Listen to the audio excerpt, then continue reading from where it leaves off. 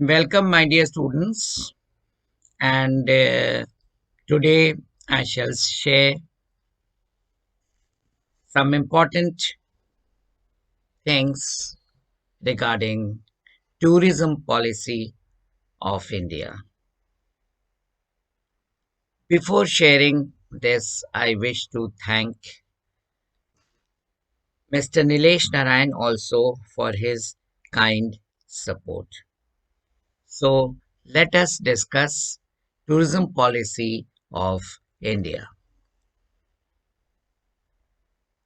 Tourism policy is a set of discourses, decisions, and practices driven by government, sometimes in collaboration with private or social actors, with the intention to achieve diverse objectives related to tourism.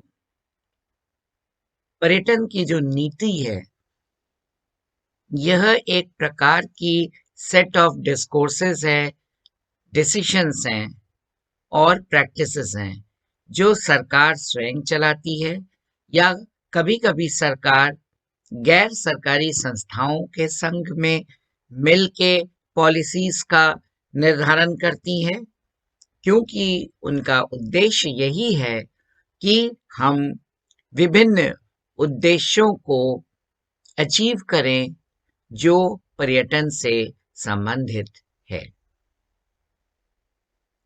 Tourism policy is an international course of action which goes beyond the level of theoretical reflection and political intention materialized into real actions involving the use of public resources. Tourism policy या पर्यटन नीति मुख्य रूप से अंतर्राष्ट्रीय संदर्भ में देखना चाहिए, क्योंकि यह जो है सैद्धांतिक तौर से कुछ अलग है. इसका उद्देश्य राजनीतिक इंटेंशन के साथ साथ रियल एक्शंस में पब्लिक के संसाधनों का प्रयोग करके हम किस प्रकार से अपने विभिन्न उद्देश्यों को पाने का प्रयास करते हैं पर्यटन में, यही है tourism policy. It is also integrated by consistent actions or at least actions which are designed to be consistent. इसमें हमारे जो कार्य प्रणाली है वो सम्मिलित होती है और पर्यटन से संबंधित जो भी हम कार्य करते हैं उसको दिमाग में रखते हुए पॉलिसीज का फ्रेमवर्क होता है. The first tourism policy was announced by Government of India in 1982. The mission of first tourism policy was to promote sustainable tourism. सबसे पहला जो टूरिज्म पॉलिसी आई या पर्यटन नीति जो आई वो नवंबर 1982 को आई और इसका उद्देश्य था कि हम सस्टेनेबल तरीके से टूरिज्म को बढ़ावा दें, as means of economic growth बढ़ावा दें, जिससे हमारा आर्थिक विकास हो, सामाजिक तौर पर हम इंटीग्रेट होकर रहें और हमारे भारत की छवि अंतर्राष्ट्रीय स्तर पर बढ़े.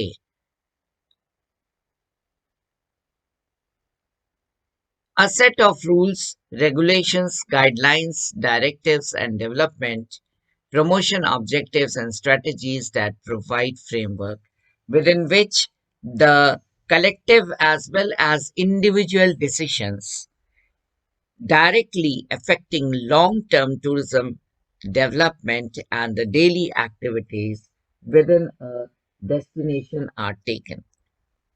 टूरिज्म पॉलिसी क्या है? यह सेट ऑफ रूल्स है, सेट ऑफ रेगुलेशंस हैं, सेट ऑफ गाइडलाइंस हैं, दिशा निर्देशक है. इसका उद्देश्य विकास है, इसका उद्देश्य है प्रमोशन ऑफ ऑब्जेक्टिव्स, स्ट्रेटजीज जो हमको एक फ्रेमवर्क में बांध सकती है और इस फ्रेमवर्क में रहते हुए सामूहिक तौर पर, व्यक्तिगत तौर पर डिसीशंस हम प्रत्यक्ष रूप से ले सकें जो दीर्घकाल में पर्यटन के विकास में और हमारे daily activities within the destination rather are taken. Tourism policy and planning typically involves a number of components. पर्यटन नीति और नियोजन के अंतर्गत विभिन्न कंपोनेंट्स हैं, जैसे tourism attraction and activities, accommodation, other tourist facilities and services, transport facilities and services इत्यादि. आकर्षक वाले क्षेत्र, रहने के लिए एकोमोडेशन और भी अन्य जो फैसिलिटीज और सेवाएं पर्यटकों को मिलनी चाहिए वो सम्मिलित होते हैं, और यातायात फैसिलिटीज एंड सर्विसेज, ये सारे इंपॉर्टेंट घटक हैं जिनको दिमाग में रखते हुए टूरिज्म पॉलिसी बनाई जाती है. Policy instruments for tourism policy. Any of the above objectives can be achieved by using some of the instruments that governments have.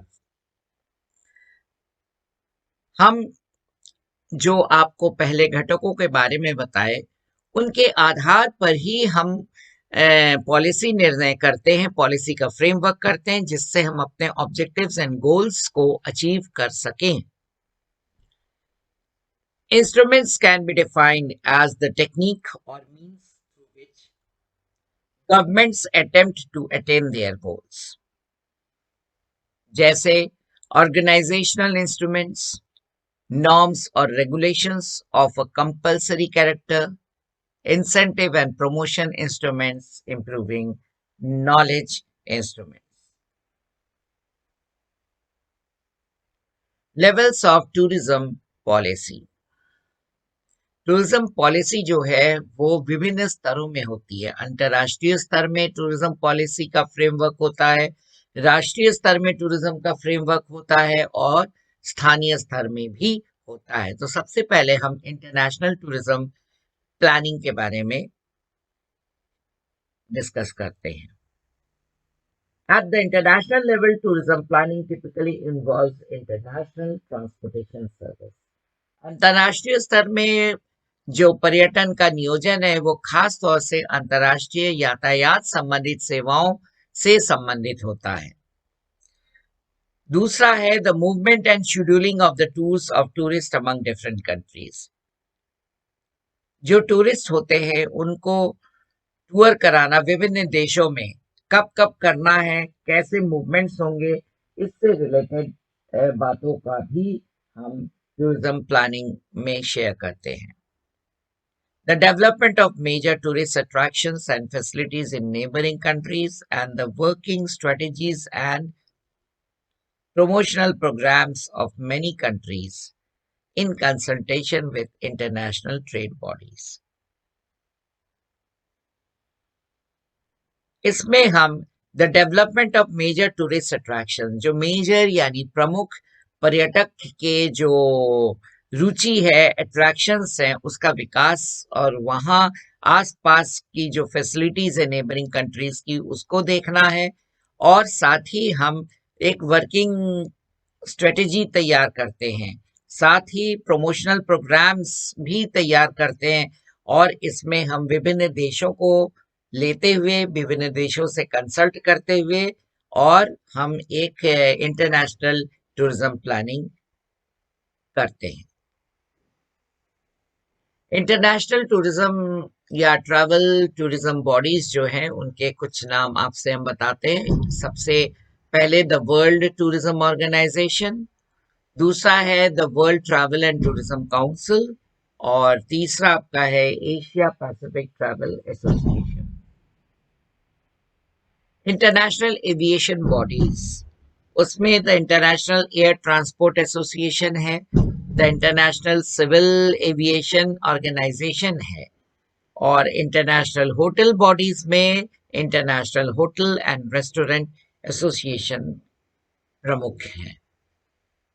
अब हम नेशनल टूरिज्म प्लानिंग में आते हैं। The national level of tourism planning is concerned with tourism policy, infrastructure facilities, and a physical structure plan, which includes important tourist attractions, selected tourist development regions, international entry points, facilities and services.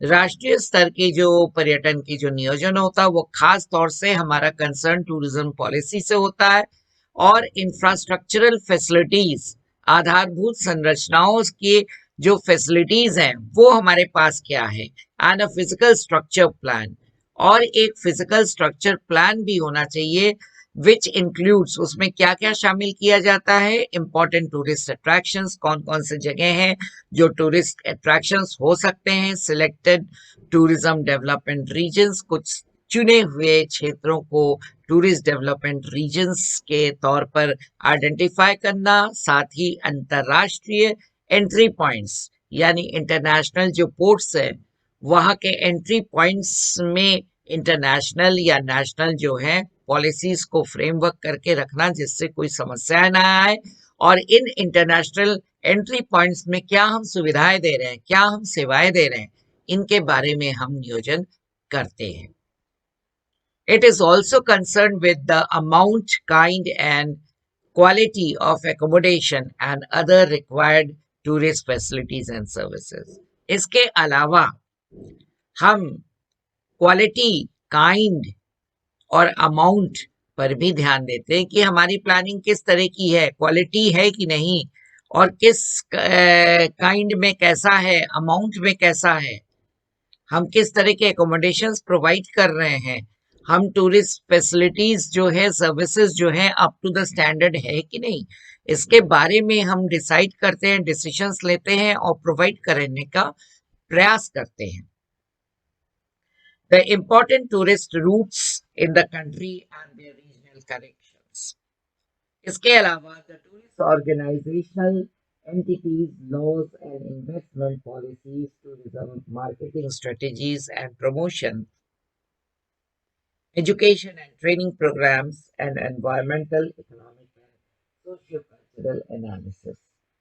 तो national tourism planning के अंतर्गत हम tourism organisation के अंतर्गत हम laws के बारे में भी बात करते हैं, प्लान करते हैं, इन्वेस्टमेंट पॉलिसीज के बारे में सोचते हैं, टूरिज्म की मार्केट की जो मार्केटिंग की जो स्ट्रेटेजी होगी कैसी होगी, टूरिज्म से रिलेटेड बातों को हम अवेयरनेस का प्रमोशन कैसे करें, कैसे लोगों को एजुकेट करें, कैसे हम ट्रेनिंग प्रोग्राम्स कंडक्ट करें, और एनवायरमेंटल, इकोनॉमिक और सोशल कल्चरल विश्लेषण करते हुए, पर्यावरणीय, आर्थिक और सामाजिक सांस्कृतिक विश्लेषण करते हुए हमको नियम, investment policy, marketing strategy, promotion, education के बारे में सोचना पड़ता है, और उसी को हम नेशनल टूरिज्म पॉलिसी या प्लानिंग के तहत हम देखते हैं, क्योंकि राष्ट्रीय स्तर में भी हमें भिन्न क्षेत्रों में आर्थिक स्तर अलग है, भिन्न क्षेत्रों में पर्यावरणीय दशाएं अलग है, भिन्न क्षेत्रों में सामाजिक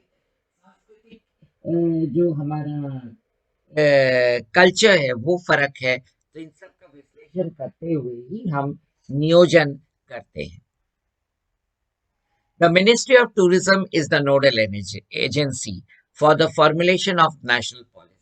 National policies जो है वो Ministry of Tourism के द्वारा ही निर्धारित होती है, and programs, and for the coordination of activities of various central government agencies, state governments, and the private sector for the development and promotion of tourism in the country. This ministry, yani Ministry of Tourism, is headed by Union Minister of State for Tourism, or the Ministry of Tourism has under its charge a public sector undertaking, और वो public sector undertaking क्या है, the India tourism development corporation and the following autonomous bodies, और अन्य autonomous bodies जो इसके अंतर्गत आती हैं उनका नाम है Indian institute of tourism and travel management and national institute of water sports.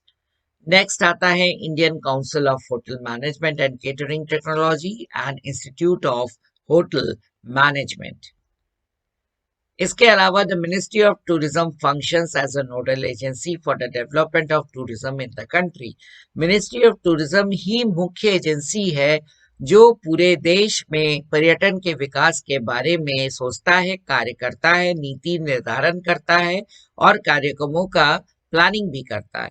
It plays a crucial role in coordinating and supplementing the efforts of the state, union, territory governments, catalyzing private investments, strengthening promotional and marketing efforts, and in providing trained manpower resources. तो इस तरीके से अगर हम देखें तो ministry of tourism का एक अहम भूमिका होती है और ये अहम भूमिका जो है वो राज्य में जो पर्यटन हो रहा है, यूनियन टेरिटरीज में तो पर्यटन हो रहा है, उनको सपोर्ट करने का कार्य करती है। प्राइवेट इन्वेस्टमेंट्स या प्राइवेट कंपनीज जो इससे जुड़ी हुई हैं उनको मोटिवेट करती है, कैटालिसिस का काम करती है, चीजों को स्ट्रेंथन करती है, किस तरीके से मार्केटिंग किया जाए, किस तरह से पर्यटन के पॉलिसीज या पर्यटन से संबंधित बातों का प्रमोशन किया जाए, एडवर्टाइज किया जाए और हम किस प्रकार से ट्रेंड मैन पावर जगह जगह पर इनपुट के तौर पर दें जिससे पर्यटन एक उद्योग के तौर पर प्रॉफिट कमा सके। इंडियन टूरिस्ट ऑफिसर्स, भारत में जो टूरिस्ट ऑफिसर्स है उसके बारे में हम थोड़ा डिस्कस करते हैं। The ministry of tourism has 5 regional offices located at Kolkata, Mumbai, Delhi, Chennai, Guwahati, which are headed by an officer of the level of Deputy Director General designated as Regional Director. तो भारत में 5 प्रादेशिक ऑफिसेस हैं। पूर्व में कलकत्ता, पश्चिम में मुंबई, उत्तर में दिल्ली, दक्षिण में चेन्नई और उत्तर पूर्व में गुवाहाटी। इसका जो हेड है वो रीजनल डायरेक्टर के नाम से जाना जाता है। द नेशनल टूरिज्म बॉडीज जो हैं उसके नाम है इंडियन टूरिज्म डेवलपमेंट कॉरपोरेशन। ये क्या है? Is a travel and tourism organisation in India which is responsible for the development and promotion of Indian tourism at domestic as well as international level. Domestic और international level में जो पर्यटन का विकास, पर्यटन का प्रमोशन जो करता है वो क्या है? आईटीडीसी। आईटीडीसी का फुल फॉर्म है इंडियन टूरिज्म डेवलपमेंट कॉरपोरेशन। ये कहाँ कहाँ सहयोग करता है इस पे हम चर्चा करते हैं। It helps in the promotion and development of tourism और ITDC is a nodal agency in the field of travel and tourism sector in India. Presently, ITDC has following business groups जो ऑपरेट करती हैं। एक है Ashoka group of hotels, ये accommodation and catering division पे खास तौर से है। अशोका ट्रैवल एंड टूर्स जो ट्रैवल एंड ट्रेड डिवीजन को देखती है and duty free shops and tax free shopping, ये शॉपिंग डिवीजन से संबंधित है। नेक्स्ट आता है Indian railway catering and tourism corporation limited, IRCTC। ये पब्लिक सेक्टर एंटरप्राइज है under ministry of railways, government of India. IRCTC ये 27 सितंबर 1999 में इसको स्थापित किया गया था as an apex body of Indian railway to catering and manage hospitality on railway station. खासतौर से ये इसका इस्टेब्लिशमेंट हुआ था कि हम इंडियन रेलवे में केटरिंग करें और जो हॉस्पिटैलिटी है उसको हम मैनेज करें भिन्न भिन्न रेलवे स्टेशन में। And trains to promote Indian tourism at domestic as well as international level. उसका मुख्य उद्देश्य था कि सर्विसेज जो है हॉस्पिटैलिटी की सर्विसेज प्रोवाइड करे जिससे डोमेस्टिक और इंटरनेशनल लेवल का टूरिज्म बढ़े। IRCTC provides the following range of products and services. उनकी सेवाएं जो है वो निम्नलिखित हैं। लग्जरी टूरिस्ट ट्रेन्स ये प्रोवाइड करती हैं। जो है IRCTC works with Indian Railway and other public and private organization in the tourism sector for running luxury trains over the Indian Railway network. और ये लग्जरी ट्रेन्स के एक आध नाम मैं आपको बताता हूँ, वो है palace on wheels, Deccan odyssey, heritage in wheels और फेरी क्वीन। टूर पैकेजेस भी ऑर्गेनाइज कराता है।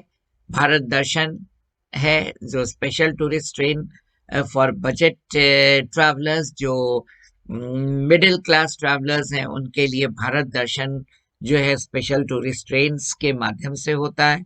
फिर ये कार रेंटल्स में भी इसका इन्वॉल्वमेंट है, ई टिकटिंग में भी इसका इन्वॉल्वमेंट है, और लास्ट में on board catering on trains में चलते हुए ट्रेन में आप खाना बुक करते हैं और आपको खाना मिल जाता है।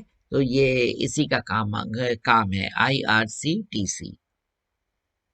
इसके साथ जो है ये क्या करती है, मल्टी कुजीन फूड प्लाजा आप रेलवे स्टेशन में देखते हैं, तो वो इसी के माध्यम से हुआ है।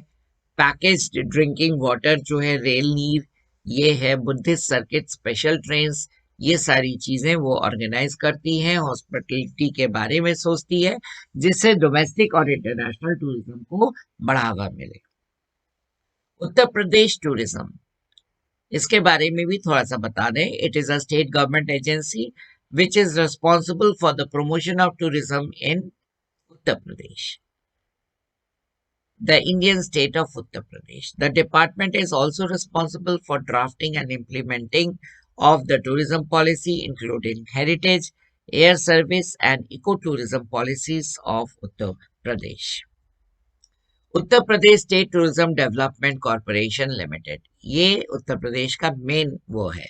द मेन ऑब्जेक्टिव क्या है इसका, UPSTDC का, is to provide tourist accommodation, restaurants, wayside amenities to the tourists, and to open recreational centers and organize package tours, ensuring promotion of tourism in the state through vigorous publicity. इसका मुख्य उद्देश्य क्या है, टूरिस्टों को रहने की जगह प्रोवाइड किया जाए, उनके लिए रेस्टोरेंट्स बनाया जाए, सड़क में या जब आप मार्ग में जाते हैं बाय रोड या कहीं भी बाय रोड, तो आपको फैसिलिटीज प्रोवाइड किया जाए, टॉयलेट्स वगैरह, पानी पीने का, एक्सेट्रा एक्सेट्रा, और कुछ रिक्रिएशनल सेंटर्स खोलने के भी प्रावधान रखा गया है। साथ ही पैकेज टूर्स के बारे में भी ये ध्यान देती है, जिससे राज्य में टूरिज्म का विकास हो, और ये विगरस पब्लिसिटी के माध्यम से ये करती है। अदर एक्टिविटीज क्या हैं, अर्बन हाट वाराणसी और लखनऊ में लगता है, जो मेला होता है वो अर्बन हाट के नाम पे। फिर व्हीकल पार्किंग एट शिल्प ग्राम एंड फतेहपुर सीकरी, तो ये सब चीजें हैं जो इम्पोर्टेंट चीजें हैं। फिर नॉन गवर्नमेंट बॉडीज जो है, नॉन गवर्नमेंटल बॉडीज, उसमें आता है Indian association of tour operators, travel agent association of India, India convention promotion bureau, the federation of hotel and restaurant association of India. ये नॉन गवर्नमेंट बॉडीज हैं जो इसमें बढ़ चढ़कर कार्य करती है। अब हम लोकल टूरिज्म प्लानिंग की बात करते हैं। लोकल लेवल पे, local level participants will consider tourism planning goals, objectives, analysis, plan preparation, outputs, outcomes, and evaluation at grassroots level. Examples of local level participation groups include, local level में क्या क्या होता है उसके उदाहरण हम आपसे शेयर करते हैं, जैसे local government and intra government organisations इसमें बढ़ चढ़कर पार्टिसिपेट करती हैं। Local government involves in leisure and tourism provisions like visit Cornwall, tourism south east, इत्यादि इत्यादि। लोकल प्रोड्यूसर ऑर्गेनाइजेशंस, इसमें local chambers of commerce and industry associations, local sporting clubs and private sports and leisure centres इसमें बढ़ चढ़कर plan करती हैं और tourism को प्रमोट करती हैं। लोकल बॉडीज में इंपॉर्टेंट है hotel and restaurant association of north India. Next है the south India hotel and restaurant association. फिर आता है the hotel and restaurant association of east India. फिर आता है hotel and restaurant association of western India. TWA Uttar Pradesh, ये जो है ये it was founded in 2010, tourism welfare association. इसका जो एस्टैब्लिशमेंट हुआ है 2010 में हुआ है।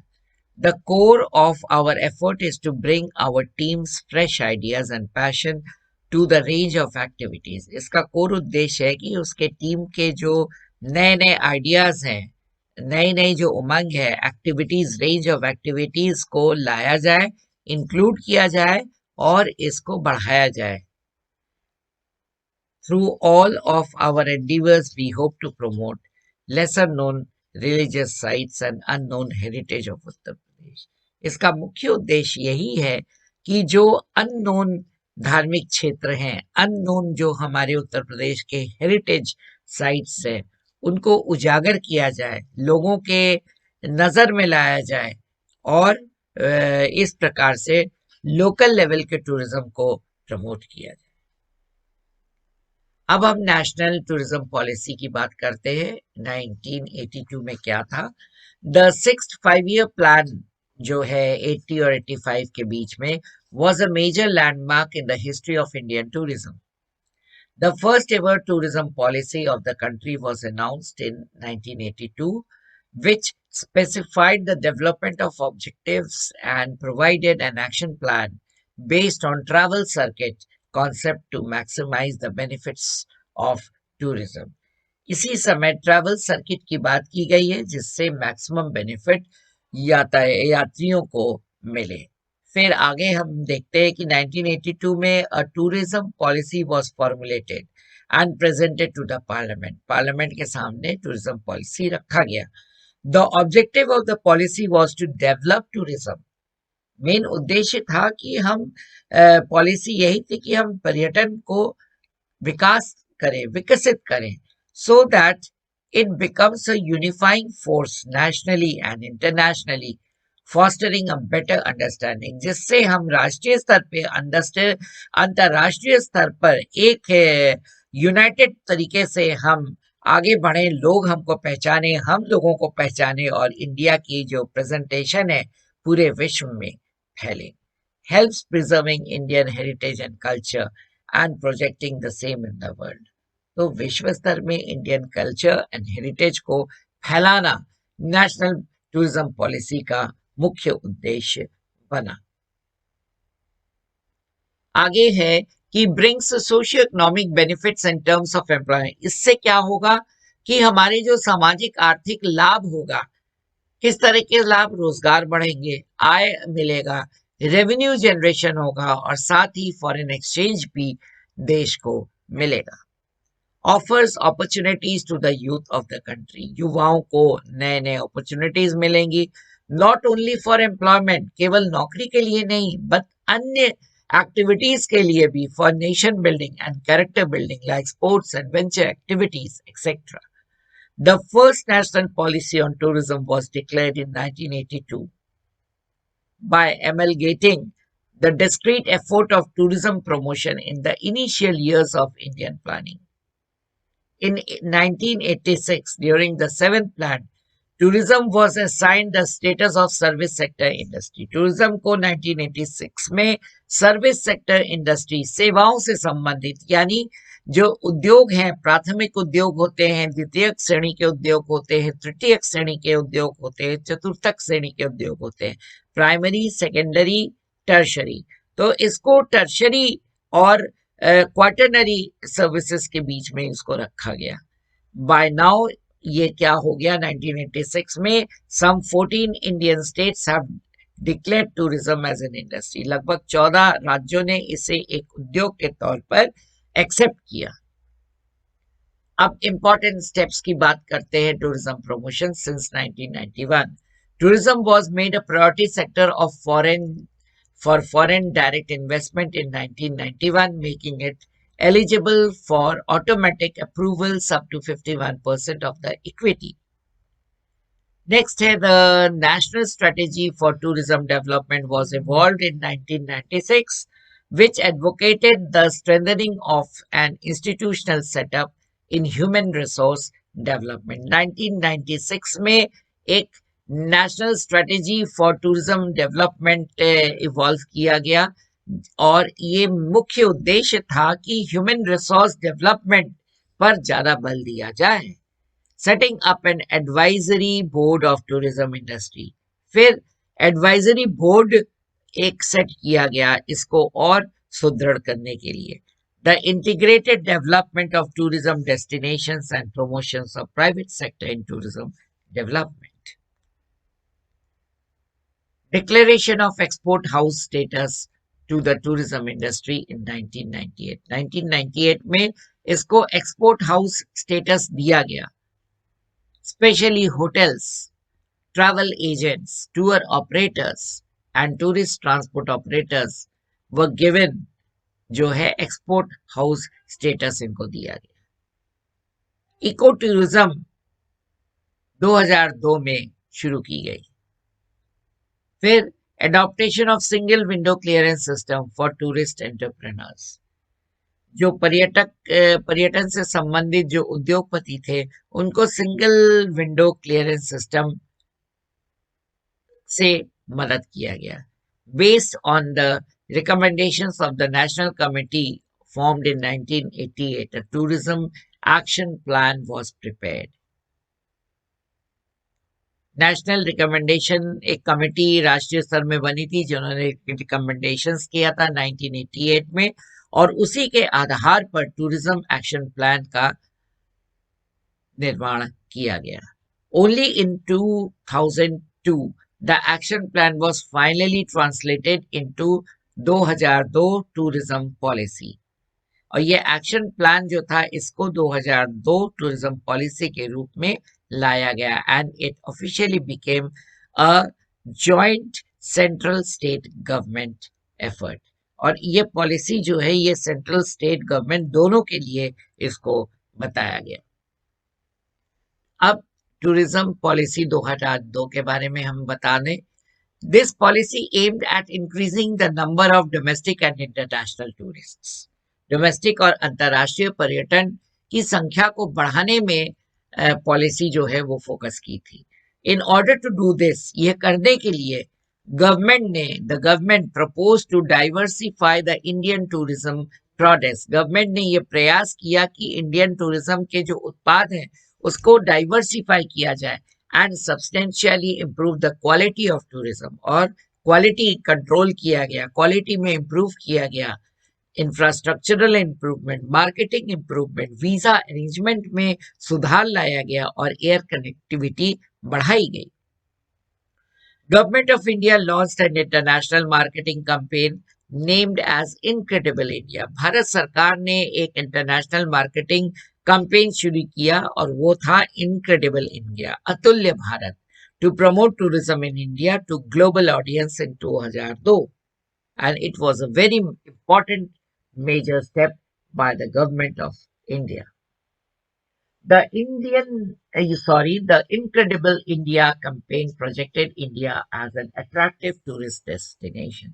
अतुल्य भारत शब्द से और अतुल्य भारत के माध्यम से भारत को एक अट्रैक्टिव टूरिस्ट डेस्टिनेशन के तौर पर दिखाया गया, क्योंकि भारतीय संस्कृति, भारतीय इतिहास अतुल्य था और इसमें योगा, स्पिरिचुअलिटी सब चीज को समाहित करते हुए अंतर्राष्ट्रीय स्तर पर इसको बड़े पैमाने में इसका प्रचार प्रसार किया गया. The campaign was conducted globally and received appreciation from tourism industry observers and travellers. सब ने इसको बड़ा अप्रिशिएट किया. The 2002 policy centres around 7 broad objective known as 7S. 2002 की जो टूरिज्म पॉलिसी है वो 7 एसएस पे आधारित थी. वेलकम यानी स्वागत, इंफॉर्मेशन यानी सूचना, फैसिलिटेशन यानी सुविधा, सिक्योरिटी यानी सुरक्षा, कोऑपरेशन यानी सहयोग, इंफ्रास्ट्रक्चरल डेवलपमेंट यानी संरचना, और क्लीनलीनेस मतलब सफाई. तो स्वागत, सूचना, सुविधा, सुरक्षा, सहयोग, संरचना, सफाई, इन सब से मिला हुआ 2002 का पॉलिसी था और यह पॉलिसी ने अतुल्य भारत को और आगे बढ़ाया. फिर एक शब्द आता है अतिथि देवो भव. ये एक इम्पोर्टेंट सिग्निफिकेंट कैंपेन था मिनिस्ट्री ऑफ टूरिज्म का. ये 2009 में था. टारगेटिंग क्या थी? Local population, to educate them regarding good behaviour etiquettes while dealing with foreign tourist. कभी कभी विदेश के लोग आते हैं, हम लोग बदतमीजी करते हैं, हम लोग मिसबिहेव करते हैं, उन लोग के पोशाक पर हंसते हैं, उनकी बातों पर हंसते हैं, तो इससे हमारे देश की नकारात्मक छवि बनती है। तो इस छवि को दूर करने के लिए यह कैंपेन किया गया कि अतिथि देवो भव। अतिथि जो है वो भगवान तुल्य है, उसका सम्मान करना चाहिए। तो इस चीज को जो लोकल लेवल के जो लोग हैं उनको शिक्षा दिया गया, उनको शिक्षित करने का प्रयास किया गया कि आपका बिहेवियर अच्छा होना चाहिए, आप मैनर्ड तरीके से उनसे बात करिए, उनकी मदद करिए, क्योंकि ये देवतुल्य है। Atithi Devo Bhava aimed at creating awareness about the efforts of tourism and sensitizing the local population about preservation of India's heritage, culture, cleanliness and hospitality. अतिथि देवो भव के माध्यम से लोगों को जागरूक बनाने का प्रयास किया। टूरिज्म डिपार्टमेंट जागरूक करने का प्रयास कर रहा था, लोकल लोगों को सेंसिटाइज कर रहा था कि हम अपने विरासत को संरक्षण करें, हमारी संस्कृति का संरक्षण करें, सफाई पर विशेष ध्यान दें, हॉस्पिटैलिटी पर विशेष ध्यान दें, जिससे हम अंतर्राष्ट्रीय मानकों पर सही तरीके से उतरें, बाहर के लोग आए, हमारी संस्कृति को पहचाने, अपनाएं। और इसी वजह से इस कैंपेन को 2009 में बड़े जोर से इसको प्रचार प्रसार किया गया। The National Tourism Policy 2015. Subsequently to the National Tourism Policy 2002, several initiatives were made to promote tourism as a concentration of holistic approach. इस समय holistic approach की बात की जाने लगी. Due to these efforts, the tourist arrivals of both foreign and domestic type increased considerably. सर्व तरीके से हम इम्प्रूव करने का प्रयास करें, तो इससे क्या हुआ कि फॉरेन और डोमेस्टिक टूरिज्म में बढ़ा, फ्रेश अराइवल्स आने लगी।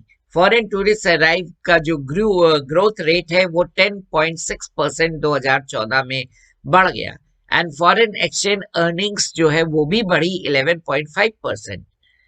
With the experience gain from introduction of new campaigns, a new National Tourism Policy 2015 was announced. ये जो हम लोग नए नए तरीके से नए नए शब्दों के प्रयोग से टूरिज्म को बढ़ावा दे रहे थे, उसको दिमाग में रखते हुए नेशनल टूरिज्म पॉलिसी 2015 हमारे सामने आई। इसके की फीचर्स क्या थे?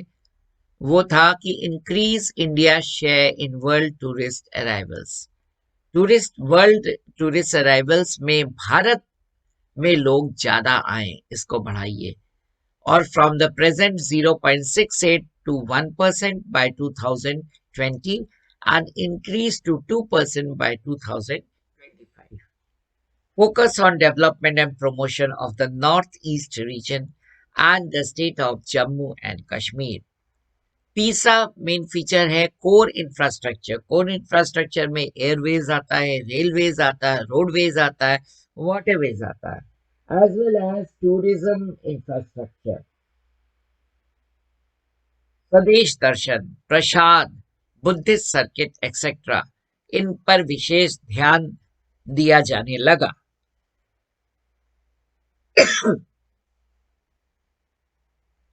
To attract foreign tourists, the government will play a more proactive and decisive role at multilateral tourism for such areas.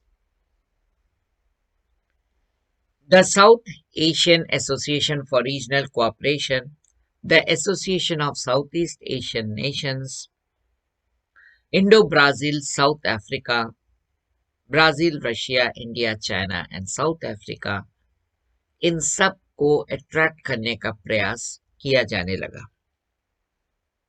On the themes that link to countries such as, ये ऊपर बताए गए देशों में हम किस तरीके से भारत के साथ जुड़ सकते हैं, इसके बारे में जैसे बुद्धिस्ट सर्किट बनाया गया, रामायण सर्किट पर विशेष काम होने लगा, हिमालयन सर्किट पे होने लगा, हेरिटेज सर्किट पे होने लगा, जिससे ये सार्क एसोसिएशन, आसियान है, आईबीएसए है, ब्रिक्स है, ये सारे लोग जुड़े और यहाँ के लोग आए, तभी हम फ्लरिश कर सकते हैं।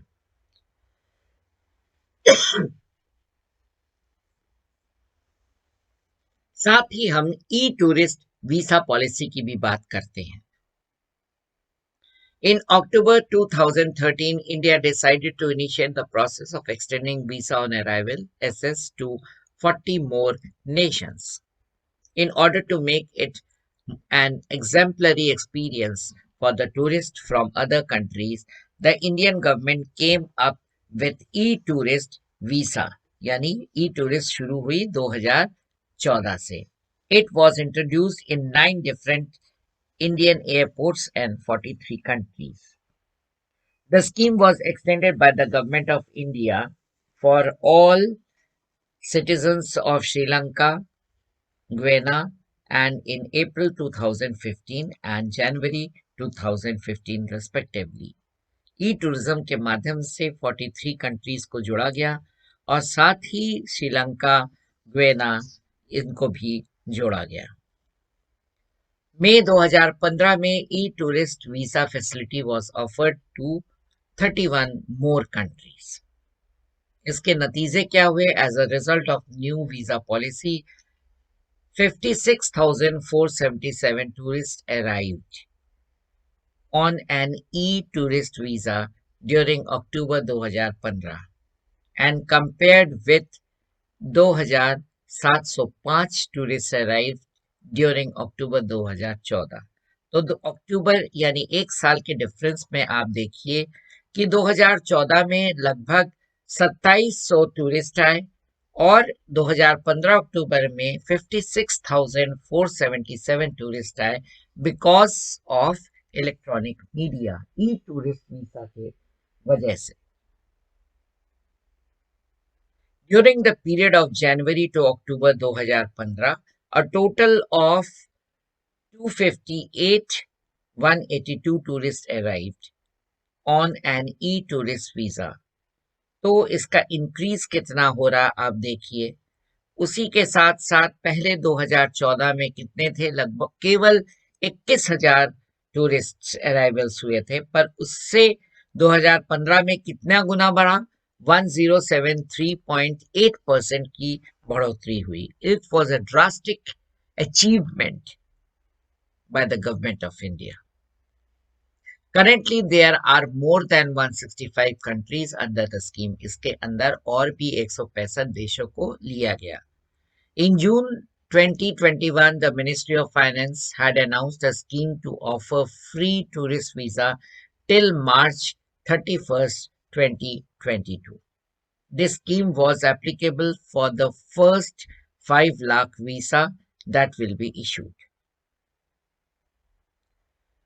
A foreign tourist stays in India for 21 days on an average while spending around $34 per day, यानी एक औसत है कि ये देखा गया है कि विदेशी यात्री जो है, पर्यटक जो है, वो 21 दिन भारत में रहते हैं और पर डे वो खर्च कितना करते हैं? $34, यानी 2,400 रुपया वो पर डे खर्च करते हैं। तो आप समझ सकते हैं कि कितना अच्छा भारत को जो है डॉलर्स का या फॉरेन करेंसी की इनकम हो सकती है।